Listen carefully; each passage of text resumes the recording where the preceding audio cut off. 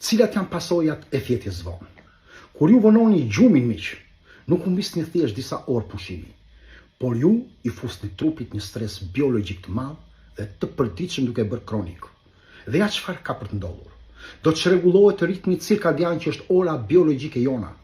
Kjo nuk ka për ndikuar vetëm te një tretje dobët dhe probleme me hormonet dhe destabilitetin e tyre, por dhe me ciklin e riparimit qelizor, që zakonisht ndodh nga ora 22 deri në orën 2 të mëngjesit.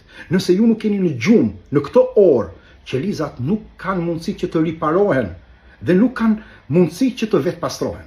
Së dyti, melatoninën keni për ta shtypur. Është ky hormoni që është mbrojtësi jon i natës dhe mungesa e tij ka për të bërë që të ulet imuniteti, të shtohen gaz rrethënzor, problemet me kapslokun dhe me ulçën, të rritet niveli i sheqerit në gjak, të rritet ankthi, depresioni, hipertensioni, problemet me aritmin. Do shtoni dhe rrezikun për mbipeshën dhe infertilitetin. Do ulni cilësinë e spermës dhe nivelin e energjisë ditës, por mbi të gjitha keni për t'i hapur rrugën kancerave dhe tumoreve. Kortizoli, që është hormoni stresi, ka për të ngjitur lart, që do të çojë në shtimin e yndyrës abdominale, do rriti nivelin e tensionit, do ketë një lodhje më të madhe ditore, do shtoj problematikat në sistemin endokrin që nga diabeti deri te sëmundjet e tiroides. Serotonina ka për të rënë, kështu që humori ditës më pas do përkeqësohet, do rritet depresioni, do ulet dëshira seksuale dhe produktiviteti dhe niveli i energjisë. Plaka juaj ka për të përshpejtuar me 12%, sepse mungon gjumi riparues, ku prodhohet hormoni i rritjes, i cili rinovon indet e muskujt. Gjithashtu ju keni për të pasur probleme edhe me kockat, me eshtrat, me sëmundjet e tyre.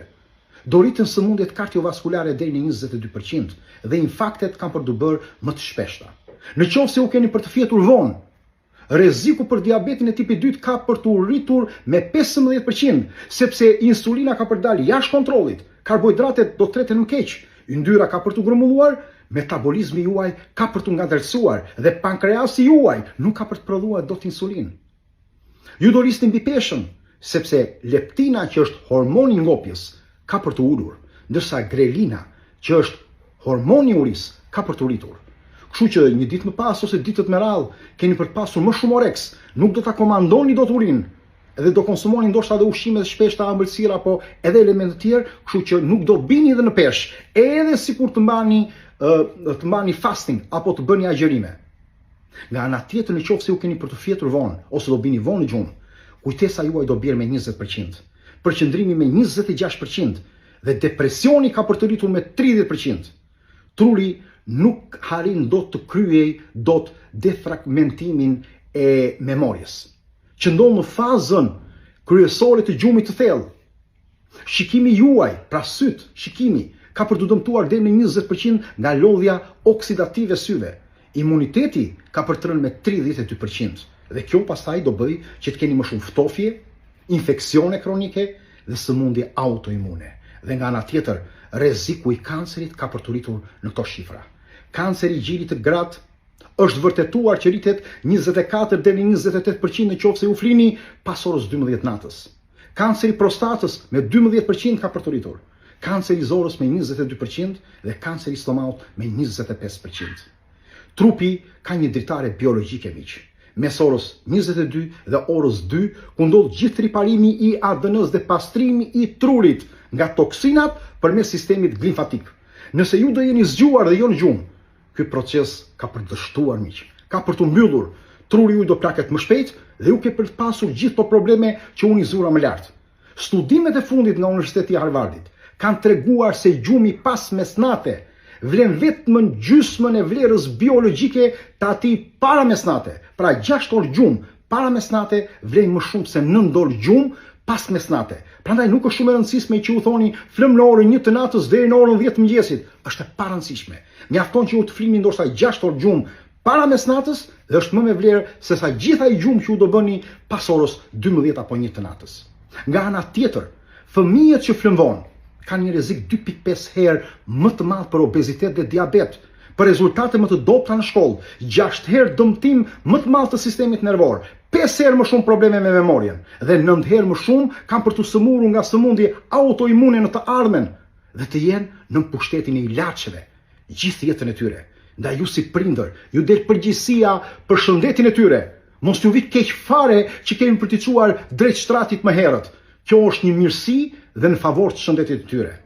Gjumi i vonuar gjithashtu do uli dhe prodhimin e melatoninës edhe tek adoleshentët, duke çuar në akne të shumta, në çrregullime hormonale dhe në probleme tjera ndoshta tek gratë, tek vajzat, problemet e menstruacioneve. Orët më të shëndetshme që ju do të flini. Fëmijët pra në moshën 12, 13, 14 vjeçare duhet të flën para orës 21. Adoleshentët nga mosha 15 dhe në moshën e adoleshencës tyre në orën 22 natës. Dhe të rriturit nuk duhet të flën pas orës 23. Jo të bini në shtrat në orën 23, por të zënë gjumin në orën 23. Pra miq, duhet kuptoni rëndësinë e gjumit, sepse në qoftë se ushqimi mirë, jeta aktive e shton një gjatësinë 17 vite, një gjum i shëndetshëm e shton një gjatësinë ose ul në 12 vite. Mos harroni, e vetmja kohë kur truri ynë detoksifikohet është gjumi. Pa detoksifikimin e trurit, asnjë detoksifikim i trupit dhe organeve nuk ka për të ndodhur, ose ka për të ndodhur i pjeshëm. Në qoftë se ju mendoni se programet televizive, filmat apo interneti janë më të rëndësishëm në atë orë që ju duhet flini, kujtoni se askush nga këta nuk do t'ja di kur ju të sëmureni, apo dhe fëmijët tuaj. Pasojat keni për të hequr vetëm ju. Ndaj reflektoni dhe ndryshoni rutinën e ditës. Jeta miq do balanca dhe jo modernizma, as pabe dhe as qëndrime në internet për kohë të gjatë. Jeta kërkon që ju të dëgjoni trupin tuaj. Mos e flakni tej gjën më të rëndësishme në jetë për ju dhe fëmijët dhe familjarët tuaj. Shëndetin. Faleminderit që më ndoqët.